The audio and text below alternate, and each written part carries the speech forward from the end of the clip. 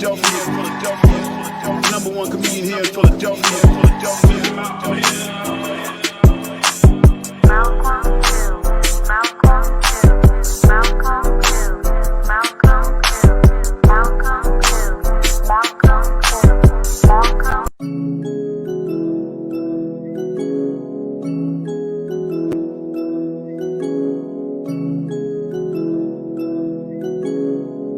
Platinum Touch presents the show you all been waiting on. And now, it's time for the Hill-Arious Show with comedian Malcolm Hill.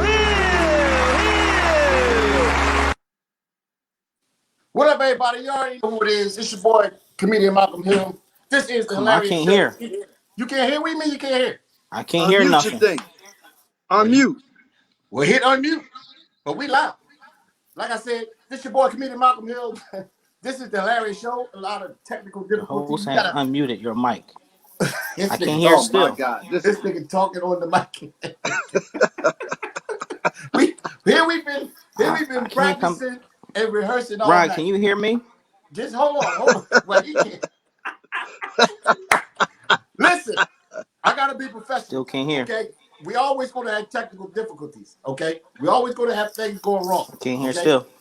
We've been practicing since 7 o'clock, 6:30, and he's still talking while we but it's all good. It's the Hill-Arious Show. We got one of the funniest female comedians again in the world. The beautiful Miss Hope Flood is going to bless the mic, man, and tell us a lot that's going on. Plus, we got the beautiful Lady Shine going to let us know what's going on in the streets. This is the best show in the city right now. This is the hottest show in the city, all right? But before I start, I got to bring my co-host on, my man Joe the Boss. Hopefully, Candace, he's in the building. I'm picking you up. Yeah. Hey! I'm What on up? live, Malcolm. What up, Joe? Hey, Malcolm. What up? Stop the press. You know what? What? I want my royalty money because I looked at the show just now and I seen the intro. And there's the intro where you holding your glasses like this with your hair down. You got like three waves showing and you're holding your glasses. You stole my pose, Malcolm. Mm-hmm. That is my pose. I patented that pose in 2005. Yes, I did. Yes, I did. That is my pose. Okay, that's your pose. All right. But we got our other, use a fool. We got our other co-host, my man, Mr. N.A. from Platinum Touch Entertainment. Platinum Touch Entertainment. Where you at, N.A.? What's going on? What's going on? Hey, listen, Malcolm. Red told us last week you can take whatever you want. So, Joe, you're not getting paid. He stole it. He stole it. Hey, why you got to be all in the background? Now, you know we live. You're all in the background. I can't hear. Yeah, I'm coming down the street now. I know, right? Yeah, like you doing a stick. You looting. You in here looting on the show. How you gonna loot while we live? I'm trying to make other side connections. I'm doing other side businesses back here. Okay? You got Malcolm in the background. You got Malcolm in the background placing bets with the bookie, and you in the back looting. Oh my goodness, man. Yeah, I didn't know. So, like I said, that was no lie. Right before we came on, I'm placing my bets with the bookie. Joe talking about I'm gonna pick you up later on. You can hear me saying, "Listen, put 15 on the card," and then we live, and then this nigga talking about, "I'm gonna pick you up later on. Make sure you do that thing you did the last time." You know, I said, "This is fucking work." Hey, listen, man, this is something new for all of us right now. We're trying to get used to this, you know. Yeah, technology is something, man. Yeah. That's what happened. That's what happened when you live. You know what I mean? That's what makes this the Hill-Arious Show. Everything is live. The bloopers and everything is here. Take us like you got us or leave us. You know what I mean? I know that's every time in comedy, it never works out the way you planned it to work out, man. You plan it to go one way, and as soon as you say action, all hell breaks loose. Yeah, definitely do. You even as going, you getting ready to go on stage, you setting your mind to something, and you see something else happening in the audience. Man, I'm telling you, it just never works out. But anyway, listen, man. This week was a crazy week. You know what I'm saying? We got people looting again. You know what I'm saying? Like they looting in Philadelphia like crazy. Helicopters flying over top of the house all hours of the night. It's like you listen to a PlayStation game all night long. You know what I'm saying? And then the people is looting the same store they looted 2 weeks ago. Like soon as the store went back up, they right back in the same store. Same store. So And what I'm suggesting is they don't. They just put the glass back up, right? They out there cleaning the glass, and then here come the niggas again, right back in, right back in. So I'm suggesting don't put up no glass yet. Just hold leave it on open. with the glass until after the election. After the election, then right. But right now, don't put that glass up because all hell might break loose. You know what I mean? Absolutely. But you know the worst thing about it? They break in the glass in their own neighborhood and then go spend the money in the county. Yeah. It makes no sense. I don't understand it, man. Yeah, that's true. That's true. That's Listen, crazy. the funniest thing is when you see them drilling up all the wood, putting the wood up in front of the glass, knowing they're gonna break right through it. You might as well save all that money that you buying that wood on and just leave the door unlocked. Fuck it, leave the door unlocked and just say extra hours tonight for 12 o'clock. just come on in and grab what you want. Nigga, the niggas is taking the mannequins. I see the niggas dragging a female mannequin down the street. He's dragging the mannequin. I'm like, this motherfucker must gonna be fucking the mannequin tonight because the motherfucking mannequin had big ass titties and an ass, and he coming down. Oh man.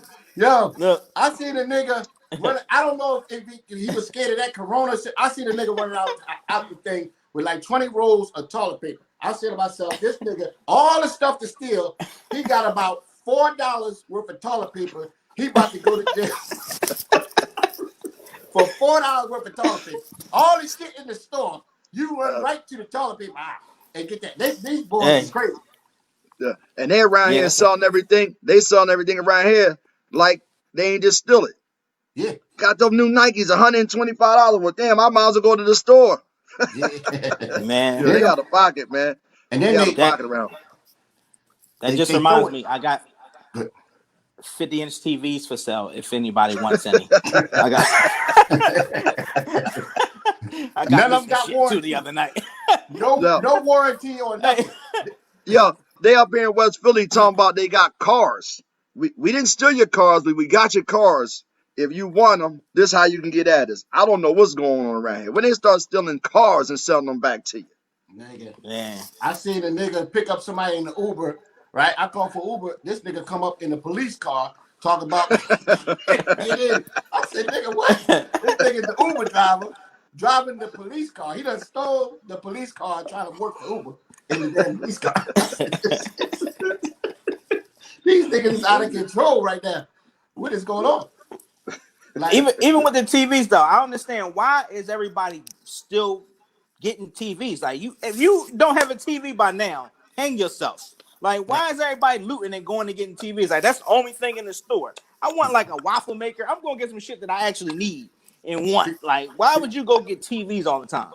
Because for some strange reason, when you run into a store, your mind is to grab the biggest thing you can get, right? But if you grab the biggest thing, sometimes the biggest thing ain't worth what a bunch of the little shit is. So a motherfucker coming out there with a 47-inch like TV, and then another nigga coming out there with diamonds and jewelry and $100,000 worth of jewelry, but these niggas run straight to the TV. They fighting over the TV.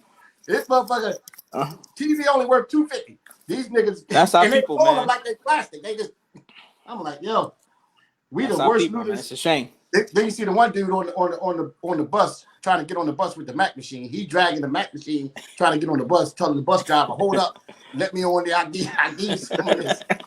I'm like, yo, these niggas is about crazy. I want to know who the dude who got the dynamite. Did somebody blew a Mac machine up with dynamite? Listen, who they the hell blowing is the that Mac machine. They blowing the Mac machines up, but they blowing up the money. They putting it down where the money is at, and when it blows up, the money is in pieces. That's your West Philly homies out there. That's what's doing that. Yeah. Hey, some of them blowing up themselves. The moon game coming out of retirement. Don't talk about the moon game now. Don't talk about the moon game. Y'all got the weakest gang in history in Philadelphia. The moon gang. You say that now. Yeah. Hey, Malcolm, they're gonna catch him right outside that job. Malcolm had beef a couple of years ago with a comedian, and he had the moon game run down on the comedian. So he's gonna say, yeah, the young boy must have knew I was down with the Moon Gang. Them old ass gangsters. some of them in retirement homes talking about the Moon Gang. He gonna say the Moon Gang. Boy, you stupid. Boy. Listen, man. No. Listen. We got a great show tonight, man, because we got I don't want to keep my girl on hold for too long. I don't want to keep her on hold for too long, right? Each and every week I try to bring some of the funniest people to ever do it. Like it ain't no everybody that come on this show are some of the funniest people in the world, man. And this lady coming on, she runs LA. She runs everything. She runs everything, man. And she's very, very funny. She's been on Def Jam. She's been on Coming to the Stage. You know what I'm saying? She's been on everything, man. It's an honor, the privilege to bring her on here. So we're gonna bring on our guest, the beautiful Miss Hope Flood. We got Miss Hope Flood in the building.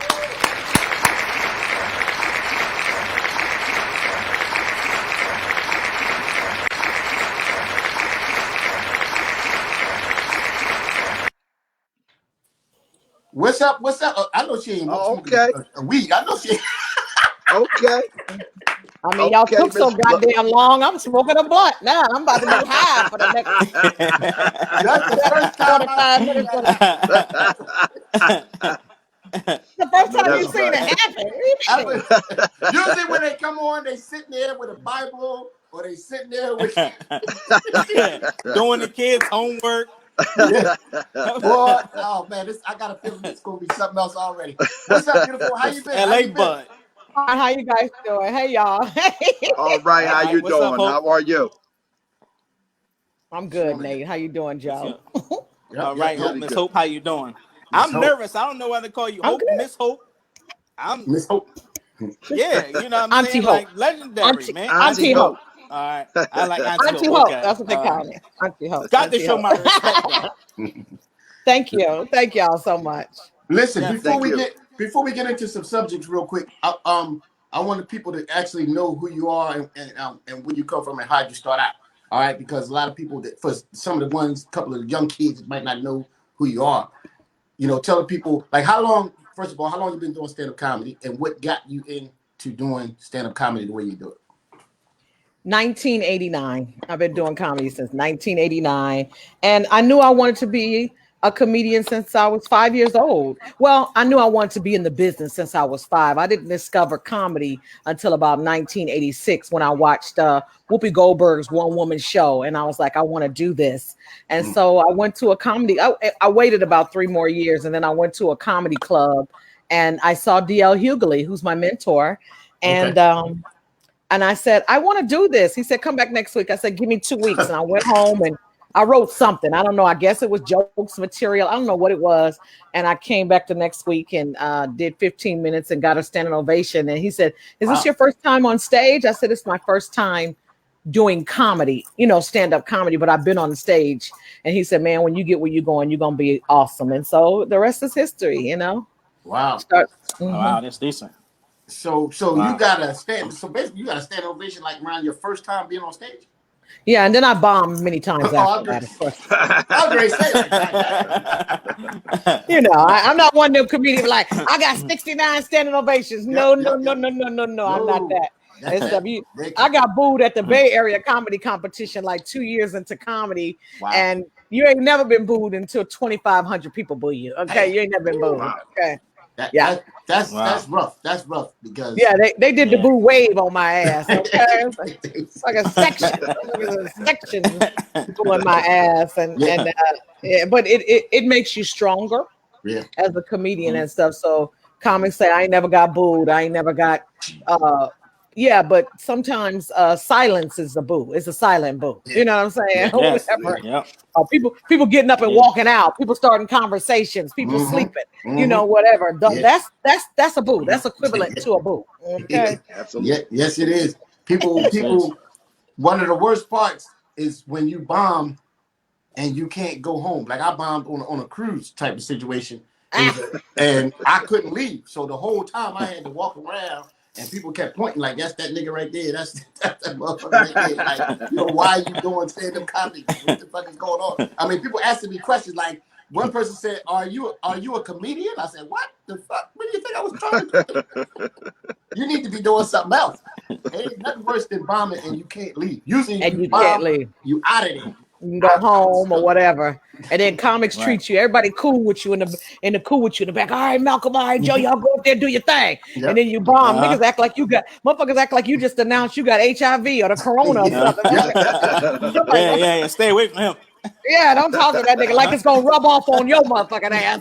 Right. That nigga boo gonna rub off on me. Yeah. And then it's always that one person gonna shake your hand like you did good. Yeah, man, you doing your thing, man. You doing your thing. You keep on doing your thing. They're gonna talk about you when you get back, right? Right. Exactly. So I've been there. So any comic who say they haven't bombed, I don't know what you're doing and stuff or whatever. And that bombing is subjective. What do you consider a bomb? So definitely. So I seen a comedian. I seen a comedian bombing. Right, he on stage and he bombing. Right, so this nigga gonna they booed him. So he said, "Hold on a second." So he says he turns around and unbuttons his shirt, and then he turned back around like he was a whole different person. Like he gonna start all over. Like we like, nigga, you the same nigga. And you gonna get the same boo. You gonna get the same boo, nigga. You gonna get the same boos. Okay. We used to say with like back in the day with when I used to come to New York. I used to come to New York every summer and stay with my sister Tina Graham, and I would do all the rooms and stuff.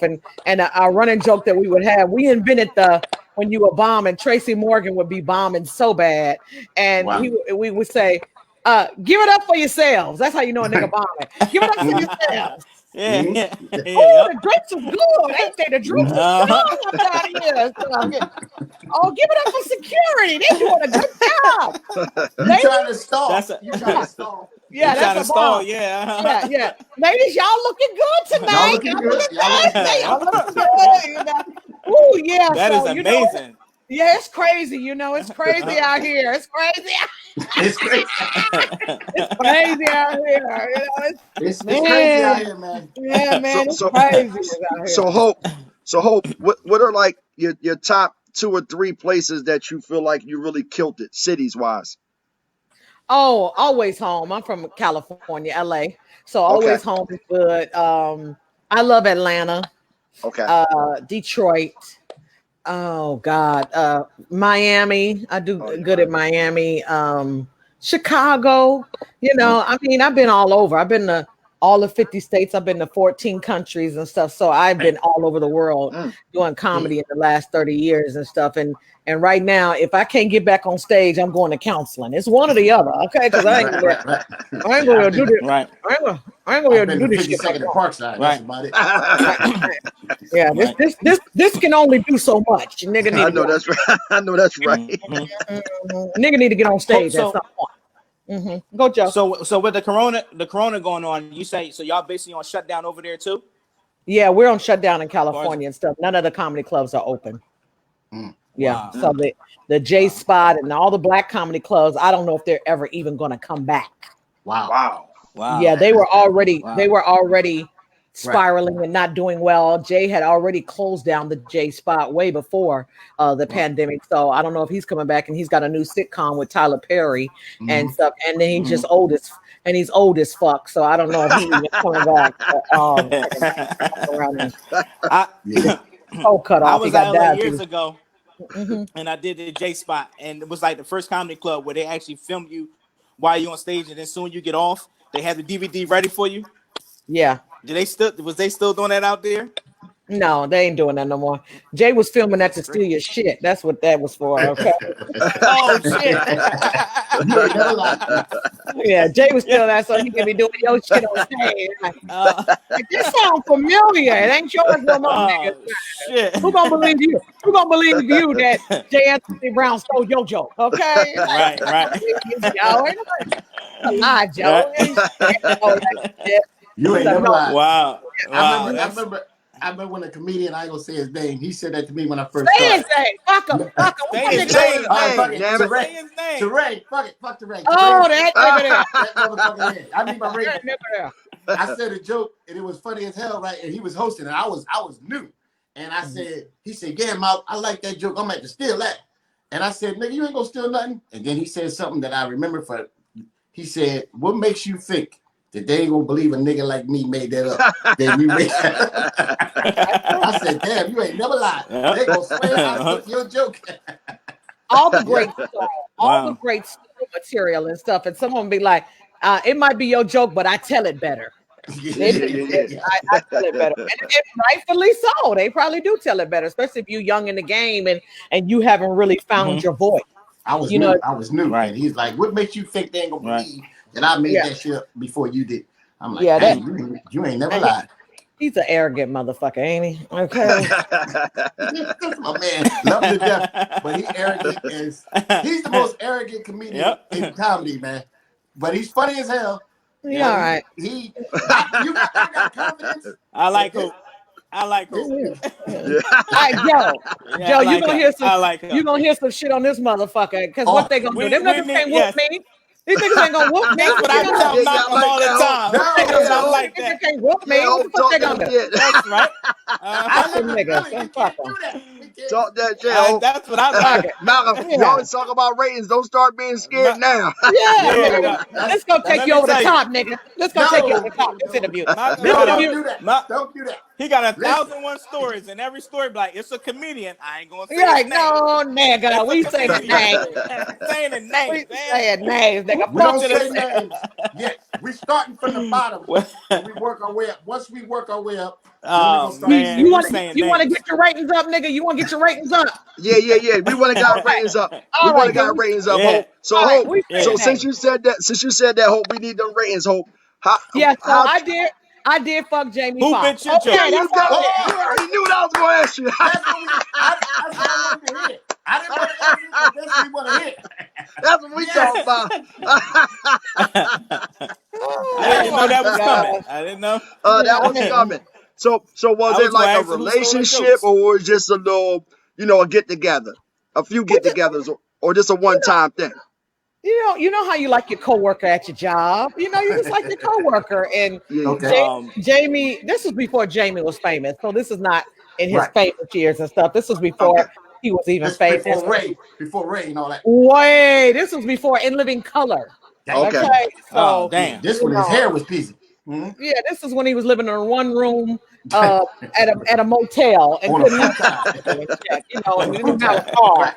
Right, and he had a car. So this was that was pre-Jamie and stuff. So and so I tell comedians all the time when they try to talk to me, I say, this pussy is Oscar-winning pussy, okay?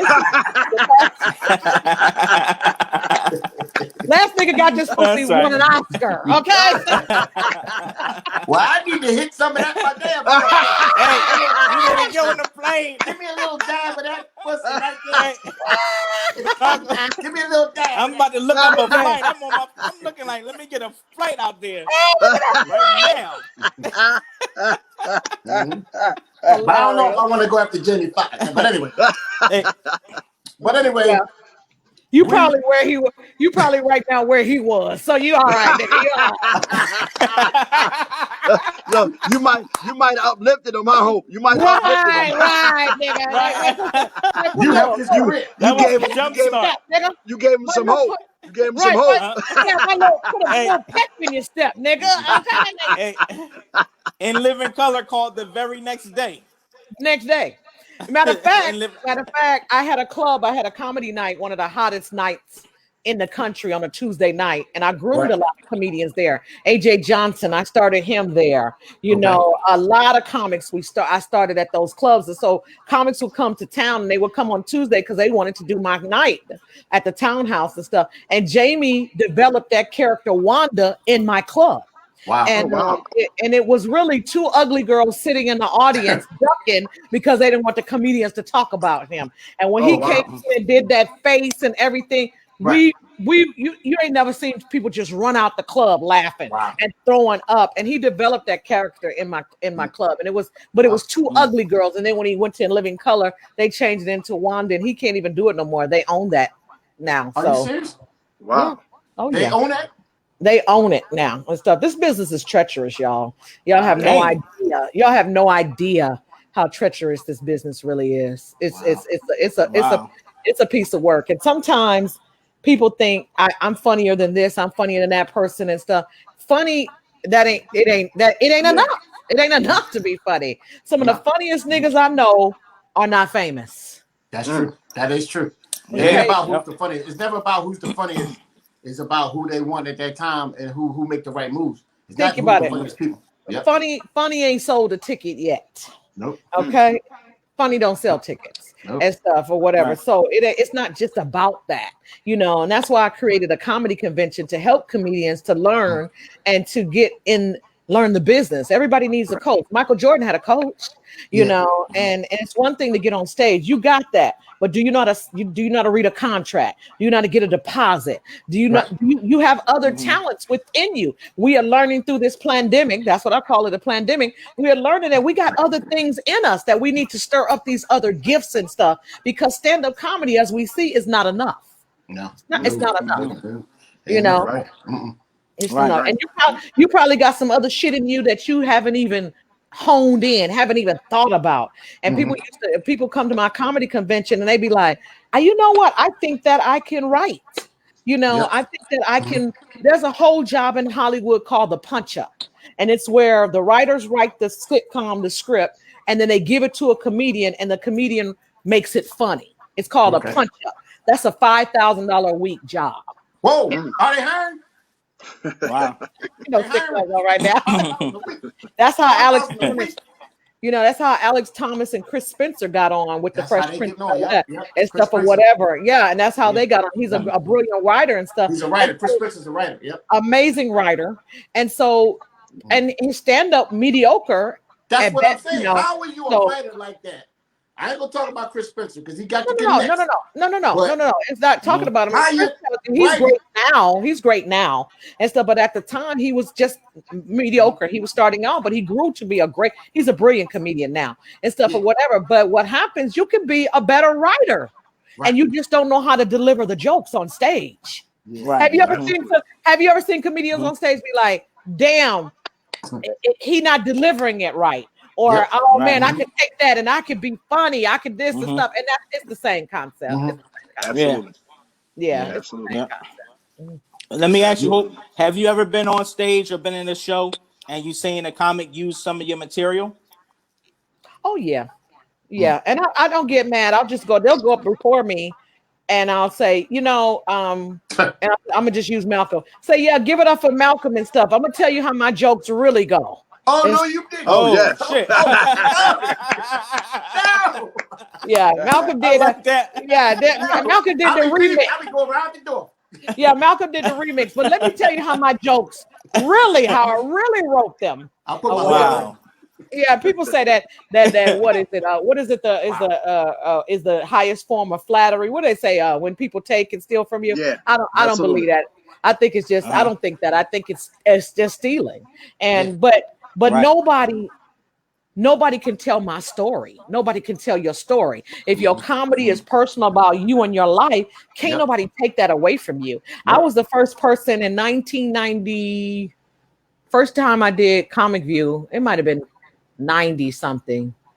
I was the first person to put penitentiary material on stage. I got a lot of flack for that, but that was my life at the time. My son's father had been in the penitentiary, in and out. And so that was my life at the time. So no matter who came after me, it didn't matter. I'm not saying I'm the only one had a baby daddy or boyfriend in jail or nothing, but it was my story and I put it on TV first. So everybody else came after me with it and stuff, So, you get things taken from you, but you just keep moving. Yeah. You just keep moving and you keep writing and you just keep creating. And I see comics now, that I've grown up with in comedy and stuff, and they still telling jokes from 10 and 15 years ago. And it's like, you had some more experiences by now. You know what I'm saying? You might have been married, divorced, grew up, kids, your mama died, whatever. You've had some more experiences and stuff. And so you gotta evolve. I'm 54 now. I started in this game. I was 24 years old. I've raised a son. I'm a grandmother now. I've been married. I've been divorced. I've been around the world. I've been to jail. I done did a lot, now. So there's no way, so you have to evolve. You have to evolve. That's true. It's like most of my comedy is really stuff really happened to me, and I just tell it. And people sometimes when I be saying stuff, people don't think that it's real, but most of the stuff that I say is actually real stuff. I just make it funny, so that's why you're right. I can deliver it better because it's really happened to me, because it's my life. If somebody tries to take it, they're not going to say it the way I say it, because I lived going through that path of the stuff that I'm talking about. So, but sometimes your experience is not just yours and stuff. And that's why we're on stage. I tell comedians all the time, and I charge every last comedian that's listened to this podcast, is that we are ministers of laughter.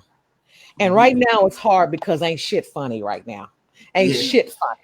And stuff, but it's our job, just like people go to church and they go to church to hear the word, hear their favorite church song, maybe see the usher, see them somewhere, hear the minister say something or whatever to make them feel better. And that's why people come to the comedy club. And it's our job for the time that they are there to make them forget about all their troubles and to make them laugh for the time. And that's our job. That is what God gave us this gift for.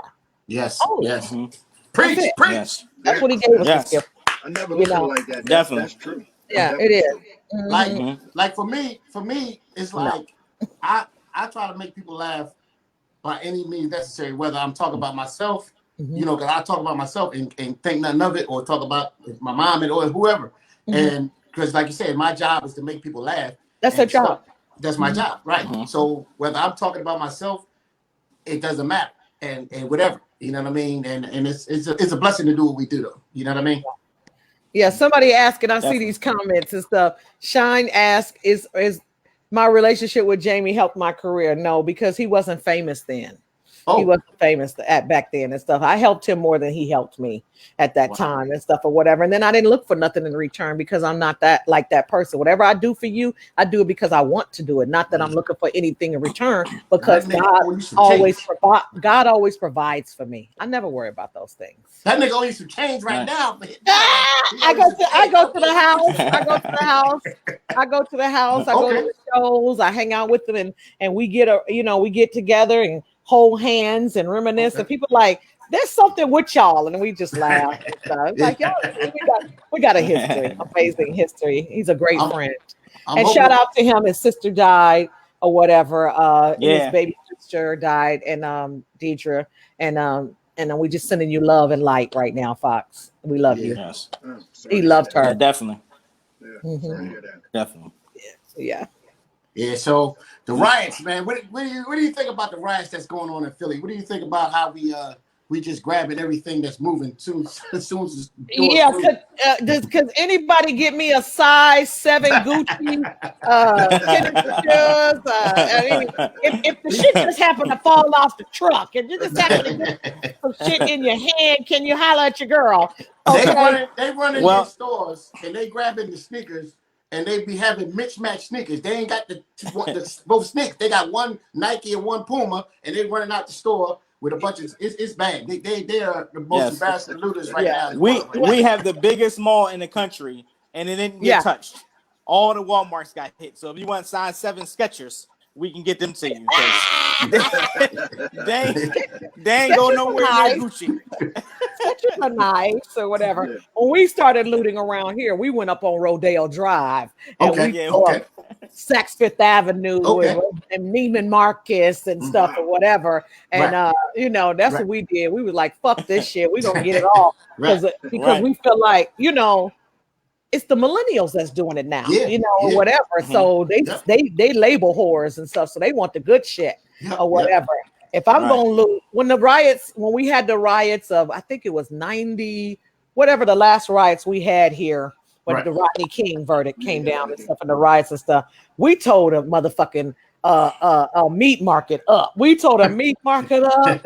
Motherfucker was in the check cash and getting money orders and motherfucking money and shit or whatever. We was getting lobster and shit. You know, we had food for months and months Nigga and running months. down the street with a big ham in his Ham. underarm. That's right. Ham That's under right. his shirt. Motherfucker had greens and shit. You know, Green. and He went down the street with a bunch of collard greens. collard All the greens shit and liquor. Nigga, like if I'm gonna go to jail, I'm gonna be full at least. Okay, You so ain't lying. They looting the supermarkets for a bunch of canned goods and shit. Like you going to jail for some they be just They don't care. your canned goods goes a long way if you've been Yeah, that's poor true. in That's true. your life. That is Okay, true. That and is pork true. and beans is like motherfucking filet mignon when you ain't got Yeah. shit. Okay, so you know. Listen, if I'm going in the store, I'm going straight to the damn lottery booth. Them lottery machines. Get them tickets, I'm get going them to that shit. goddamn Get them liquor tickets. tickets Yes, or I'm whatever. getting You them gonna tickets. scratch.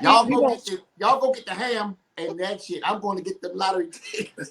Yeah, it's gonna be on the curb with a whole line of fucking lottery tickets scratching. Like I didn't win. Oh, and I'm then gonna be up all night. how you gonna cash the money in? Who gonna give you the money, Malcolm? How you gonna cash the money in, Malcolm? You ain't thought about that. I'm gonna be standing there, going there with about 20 tickets. Here's his winners. Who will win? Who will win? I got 20 all winners. $2 tickets. Cash these $5 in, baby. I got these winners. This nigga got 50 winners in his hand. Here you go. You go all through the city, go out to all the Wawas and take 2 tickets each Wawa. Right. Yeah. Well, I'm gonna tell you what. Since this pandemic, the federal pen gonna be very, very crowded real soon. Between the SUSU, the motherfucking EIDL, the SBA loan, the EBD scams and stuff. Niggas going to jail. Niggas going to jail in 6 to 8 months. Okay, this motherfucker gonna be packed. This shit gonna be like Judgment Day up in this bitch. I'm telling you, in Philly, it was a dude. They went to his house and he had 3 Mac machines in his house, like 3 Mac machines. Like, how was he coming down his block? And everybody see him dragging these Mac machines down to try to get him into What is his a house. Mac machine? What's a Mac? I mean, an ATM machine. ATM machine. ATM machine. Okay, ATM. He had 3 ATM machines, and he dragging them in his house, thinking he ain't gonna get caught. Everybody is jealous and snitching on this nigga. Then called him. Nigga didn't even put a blanket over it or nothing. He dragging him down the street. He dragging him up his steps. Everybody on their cell phone calling the police on this. Some niggas need to get caught. Some niggas need to get caught for just doing stupid shit. One nigga stole a police horse. One nigga riding down the street it had police horse on the side of riding down the street. Well, nigga feel like I ain't never rode a horse before. Fuck it. You know, I mean, nigga want to ride a horse. Fuck it. Some of these motherfuckers living out their dreams and shit. Okay, I'm living out my goddamn dream. Whatever. Life right now. They're making their own Black Friday. Whenever they want Black Friday, they just say we just gonna take what the fuck we want. And that's it. Exactly. Right. I'm with Joe when you were saying about the TV. How many TVs does a nigga really need? And stuff. Exactly. Every fucking tax season, a nigga gotta go buy a new TV. What's wrong with the last TV you got? These TVs last for about 5 or 6 or 7 years. Why every year this is what niggas buy on tax season? Niggas buy a new raggedy ass car at the buy here, pay here spots. Whatever. No credit. Yeah. And then they buy a TV. How many from one year to the next? That TV that fucked up. Now that's ridiculous. Something ain't right. Something ain't right. You got to keep getting TV I tell you, for every year. some reason, we want to buy something that's big to make it look like we got something. Everything that's big, that's what we gonna get. And so the TV is big. That's the first thing them niggas think he gonna buy to make himself feel like he bought something. I don't even watch TV enough, so I don't even watch TV enough.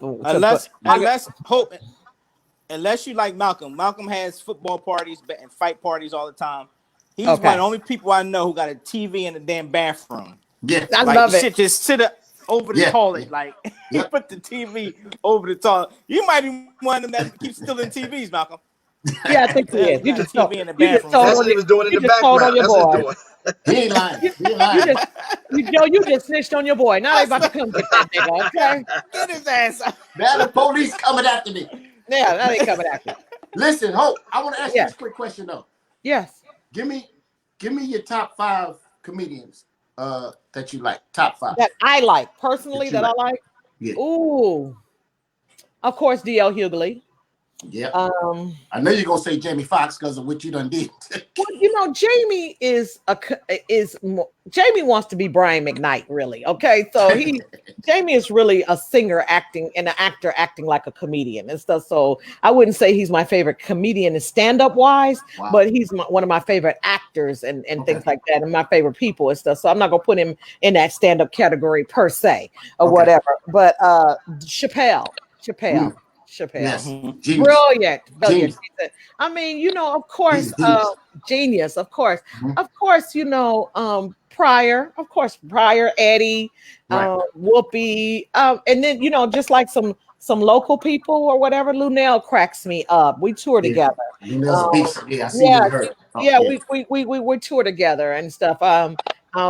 Flame that was on She's Ready, the first transgender comedian. I love Flame. We're all good friends and stuff. And it's just some other comedians like Tony Tone. I could watch Tony Tone all goddamn day. I could watch Tony Roberts all fucking day. I could watch them all fucking day. I could watch Bo P out of Atlanta. I could watch them all day because they're brilliant and they write and the way they put their shit together. It's just like, oh my God, they just so brilliant, whatever. So it's some comics that people don't know. Simply Marvelous, rest her soul, whatever. One of my other favorite, Rodney Winfield. He used to wear the sailor hat all the time, whatever. He's gone. Ronaldo. So I came up with all of these people. Ronaldo Ray. Yeah, these are people that I came up with in the game and stuff, and I looked up to and everything. Bernie Mac, Sad. I love Sad and stuff. Cedric in my top 5. A lot of people don't be mentioning him, but Cedric definitely in my top 5. Yeah, Martin, I love Martin, whatever. And so I am a fan of comedy. I am a fan of comedians and stuff because I know what it takes for us to get on that stage. Yeah. And so I'm a fan. I'm a fan. I love Chappelle so much because I love how he went away for 8 years and was able to come back and get more than what they took from him. Wow. More. $50 million for 4 shows. What is it? 4 shows? $60 million for 3 stand-up comedy shows. And that's 2 of them he had already had in the can already. 2 of them he had already shot. $60 million. $60 million. To do stand-up 3 times. I can't imagine I can't imagine that. He's so brilliant. He's so and he's smart. Yes. You gotta be smart in this game, y'all, and stuff, because they will get you. And what happened with Chappelle, I don't know if y'all really know the story. Chappelle made a deal with them to do the Chappelle Show series into DVDs, and the deal was that they would split it 50%. He would get 50, they would get 50. They didn't think it was going to do what it did. It made $500 million. Hey. And he went to get his money, and they were like, "We're just gonna give you 50 million." He said, "What do you mean, give me 50 million and stuff? Y'all owe me half." He was like, "No, we're just gonna give you 50 million." He's like, "Well, I'm gonna get my lawyers. Well, when you get home, you're gonna be a crackhead. You're gonna be this, and we're gonna discredit you." And that's a lot of what they do and stuff. And so that's why when they said, "Oh, Chappelle is on drugs and he this and that," he went to Africa. No, he went to Africa because he needed to clear his hair. They don't have our TV over there. They don't hear. He didn't have to hear all of those things and stuff, and he had to go and clear his head and figure out what his plan was. And he came back. He was healthy, bigger, he's stronger, and he's brilliant. And one thing about God, I'm gonna tell you something. You don't ever have to worry, y'all. You don't ever have to worry. What is for you is for you, and you are going to get it. And he said, "I will restore it and give you more. We'll give you more." Whatever. And so he ain't worried about nothing. Dave living on a farm in Ohio with his wife and a little Asian wife and half-breed Asian kids. He has turned down 13 pilots, whatever. He'll walk away from shit because he not married to this game like that. You know what I'm saying? He's not thirsty. He ain't thirsty. And you can't be thirsty. They see it on your face. I'm thirsty. I need something. I'm thirsty. You gonna get it. No, you ain't. You ain't because you're not willing to do what is required. Yeah, but he don't be wearing a bunch of chains and gold bracelets and big shades and all of that. He's like a regular dude, man. But and I'm not gonna lie. At first, I didn't really. I knew he was funny, but he wasn't in my top 5. But after I watched them series that he did, I'm realizing this dude is number 1. Like the smartness and the genius of and the topics that he's bringing out. Nobody is doing the topics, because usually you hear the same topics, cheating with your girl, all this stuff. The topics that this man brings up it's like, wow, this dude is a genius. Like stuff you've never heard before.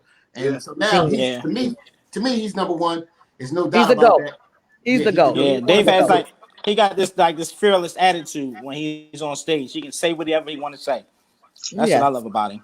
And we all should have that attitude because we are the voice of the people. We say what people cannot say and stuff or whatever. So we have to be fearless in our thoughts and stuff. So even when I do comedy, sometimes I'm the only female on the show. I got to represent for the ladies, you know, and I got to say, if y'all all go up and y'all talk about women, I got to come back and talk about y'all asses and stuff. It's only right.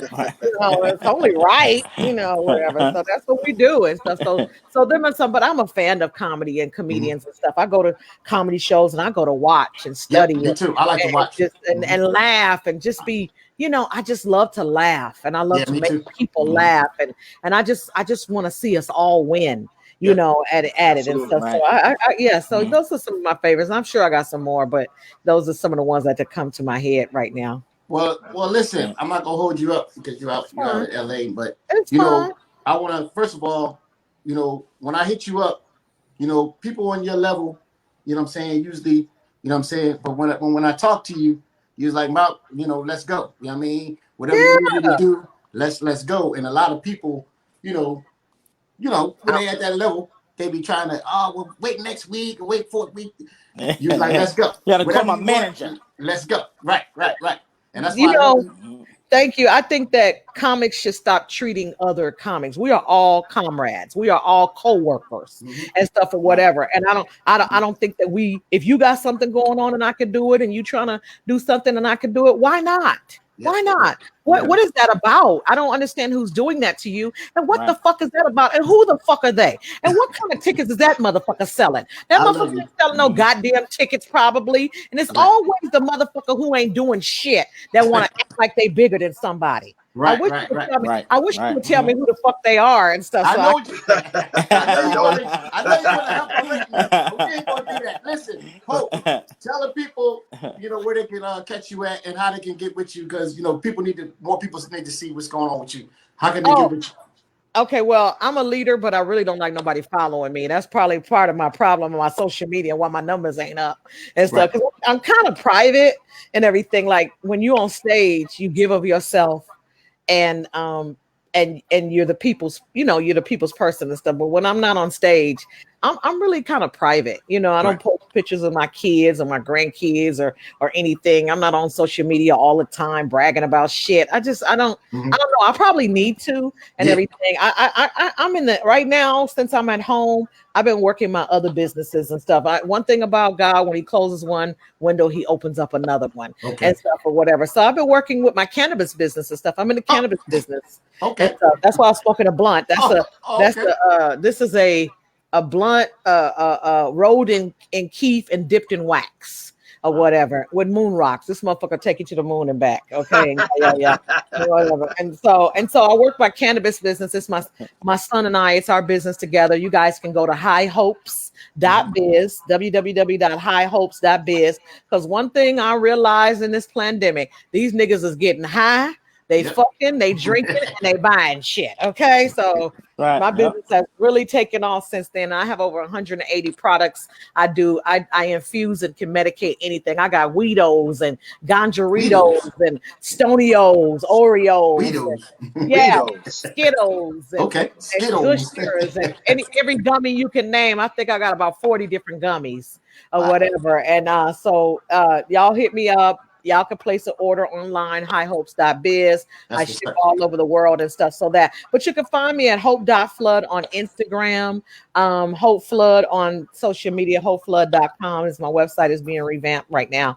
And I'm just working on me. And this is a good time, y'all. Work on you. Work on your shit. Get your business card, get your bios, your resume, your EPK kit. That's your electronic press kit. We might have another year of this, y'all, for real. This is here. And it's been.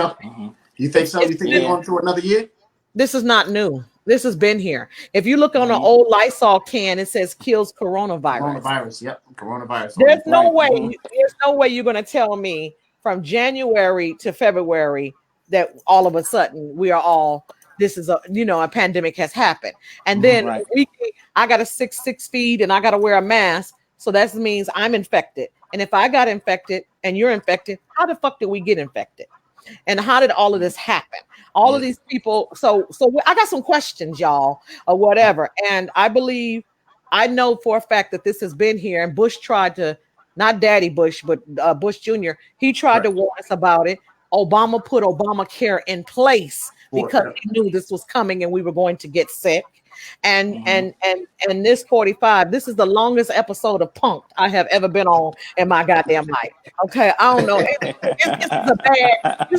This is a bad dream right here. This is horrible, man. I'm like Ashton Kutcher. This shit ain't funny no more. Come on out. Come on out. I know some cameras around here. Come on out. They're not funny no more. We got to go back to work. We got to make people laugh. Okay, because what people don't realize, and I don't know if you guys feel the same way, is that comedy is also our therapy. We on stage and we making y'all laugh, but goddamn it, it's for us. So we don't go back to the hotel and blow our motherfucking brains out. You know what I'm saying, or whatever. And I see a lot of comics on social media, and I'm like, that nigga spiraling. That nigga ain't gonna make it. That nigga ain't gonna make it. Well, listen, Hope. Thank y'all. I'm glad you came through, man. And did. Thank you when we come to LA, we gonna stop by and get some of that weed. And if I have to go to Jamie Foxx route, I'm definitely going to try to go to Jamie Foxx route. I'm not doing that no more. No, you got one more. I don't. You know how many comments? My career has got to go up, baby. Because you are the fountain of youth for comedy. You're on your own. I had surgery.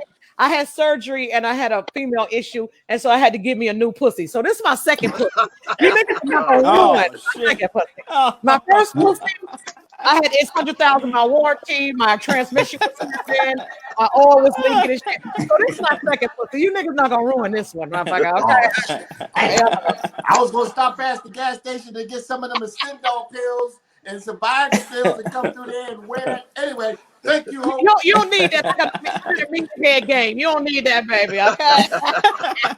Listen, baby. Love y'all. Thank y'all, Nate. Thank you. All right, now. Thanks for coming. We appreciate you. All right. Thank you for having. Thank you, Joe. I'm coming to LA. Yes, thank you. You welcome. You welcome to come. I'm gonna do you like LA people do. They tell you to come to LA and then they don't answer the phone. Oh yeah. That's what y'all do too. Definitely. That's what we do. You know that's what we do. All right. And Tommy Too Smooth. Jamal Doman. Tommy Too Smooth. Tommy don't live here. Tommy don't live here. He did that to me when I first met him, though. I didn't know. Oh, I'm in LA all the time. I got out of LA. He didn't answer the phone. Luckily, Jamal didn't answer for me when I did. He was not there. He was not there. Tommy don't live there. Tommy lives at 54th and Westminster around the corner. Tommy right around the corner. Yeah, but that nigga ain't in LA. LA a beach. LA is the type of city that they don't let you on the comedy clubs. I'd have to take you to the club and I'd have to recommend. I have to say, put Malcolm on, put Joe on, put Nate on and stuff. Yep. You just walk in there and get on the motherfucking stage in LA. They're not having it. This ain't like in New York or Atlanta and stuff like that. You have to be recommended because you could be in there and blow the fuck up. Somebody be in there and see your ass and take you right up out of that bitch. That's what happened to the Carmichael guy. He was at the Comedy Store, the head of NBC, and I'm gonna let y'all go. The head of NBC came in there and he said, the next comedian go on stage, I'm gonna make him a star. Wow. It could happen just like that in LA. Oh, that's what happened with Kevin. That's what happened with Kevin. Kevin hung around the white comedians and stuff, and they loved him and put him on and everything like that and everything. So when people ask who is he and this and that, and he did his work. He did the work. Yeah. Gotta do the work, y'all. Gotta do the work, Malcolm and Joe. You gotta do the work. I want to go through the fountain of youth. I'm gonna get. Yes. I'm just playing. We're gonna see you later, baby. This pussy will change your life. This pussy will change your area code, nigga. Okay. That's what I'm trying to hit. Okay. All right, baby. We talking. I love y'all. All right. Hope. Listen, man. No, great interview, man. She's a nice lady, beautiful lady, man. Is cussing us out right now. Is cussing us out.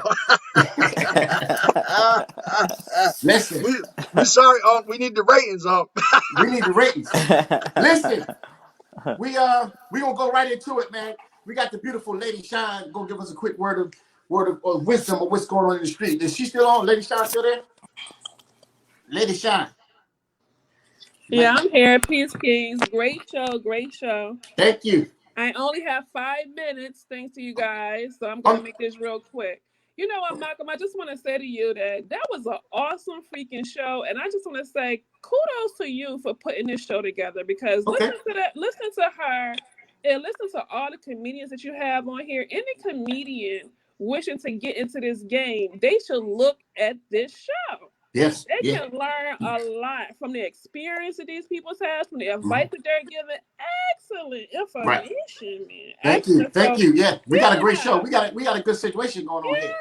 Yes. So I just want to give you your props for thinking of this and putting it together. And I know you brought Nate in, and you brought your boy Joe the Boss in. Oh yeah, we all here. We all in the building. We about to take this thing to the next level. Yeah, kudos to you. That was a brilliant show. Yes, great show. Yeah, all the shows is good. But all of the shows are good. Yes. But just like with the information that she gave, like I said, they give so much good information that anybody who's trying to get in the game really could come up just by listening. You know what I mean? Yeah, that's true. That's true. Their experiences and everything. But I'm gonna make this real quick because I already know gonna cut me off in 4 minutes. Look. Go ahead. What's up, baby? What's going on? Well, you know what's going on. The biggest thing that's going on first, I just want to say peace, and my prayers go out to the Wallace family for what happened to their son on Monday. It was, I mean, if you saw the video, that was crazy.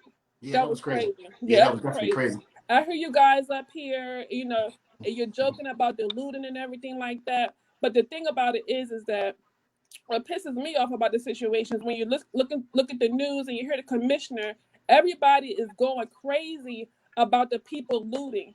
But you should be going crazy about those 2 officers shooting that guy like that. Yeah, that's true. In broad daylight. In front of everybody, yeah. Why in the world are we still going through this? I don't understand, like, why is this still happening? Malcolm, I've had a few discussions with a few people like yourself who are saying that the man had a knife. He was coming towards the police. So what was the police supposed to do? And like I told you, they were supposed to do their freaking job, what they were trained to do. If those police officers, to all the people who have a problem with the young people out here looting, which I don't think people should loot as well. However, the problem was with those 2 policemen who did not do what they were trained to do, and they killed the man with a freaking pocket knife. And so all the people who said, well, he was coming after him, I say to you, Timothy McVeigh killed 126 people and 10 kids, and he lived to have a trial in a jury. That is true. That's true. That's the issue. If you, you know, everybody is going after the looters and this, that, and the third, or whatever. However, what you should be is getting down on a justice system that is allowing these people to feel comfortable about pulling out a gun and shooting somebody 14 like 14 times. Seven apiece. Yeah, 14 times. It is not okay. It is not okay. And it's so crazy. Ever since Monday, I know you know a lot of people have been 212 people have been arrested since Monday. 57 officers have been injured because of the rioting and the looting. And it's absolutely, you know, my heart goes out to the police officers as well, because they are doing those jobs. I mean, not the ones who did the shooting, but the ones who are out there trying to calm everybody down. My heart goes out to them because they have a family that they have to go home to as well. But I say, if you don't want these things to happen, then you need to train your officers to do their job the right way. So I'm just going to leave it with that. The other thing is COVID. We've been talking about this over and over again. COVID is rising. They're thinking about having another shutdown. There was a wedding out in Long Island, and the wedding had 50 people. Well, the wedding had 91 people. Out of 91 of those people, 50 people got COVID, and 300 people are on quarantine. So this COVID thing is not no joke or whatever. So they had somebody had a wedding out in Long Island. Somebody had like a sweet 16 party, and all of these people got COVID. So it's really important that we follow the rules and we not come together and have these gatherings without following the COVID restrictions. And the other thing, the last thing I'm going to say, which is my tidbit of the week, before I because it's 8 o'clock and I'm about to get cut off, is don't whatever you do, beautiful people, do not let all the chaos distract you from getting out there to vote. Yeah. Make sure on November the 3rd, if you have not already voted, if you're not doing early voting, make sure November the 3rd you are out there to get your vote in, because as we have been saying, your life actually can depend on the vote this year. So get out and vote. Peace, kings. Great job, beautiful lady Shine.